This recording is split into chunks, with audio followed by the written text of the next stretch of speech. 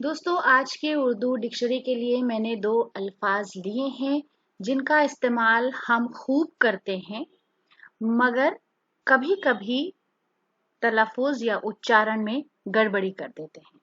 तो वो लफ्ज़ हैं हरज या हर्ज। तो हम कभी-कभी दोनों को मिक्स कर देते हैं, कहाँ पर हरज का इस्तेमाल है और कहाँ पर हर्ज का इस्तेमाल है। तो दोस्तों, सबसे पहले आप अपने स्क्रीन पर देख सकते हैं, यहाँ पर एक लफ्ज़ लिखा है हरज।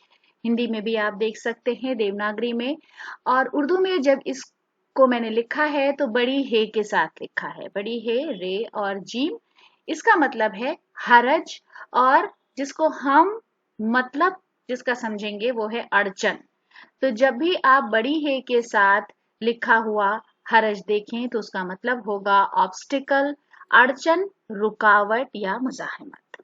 तो हमेशा याद रखिए, बड़ी हे के साथ हरज है, उसका उच्चारण हरज है, हर्ज नहीं है, और मतलब है ऑब्स्टिकल, अड़चन, रुकावट।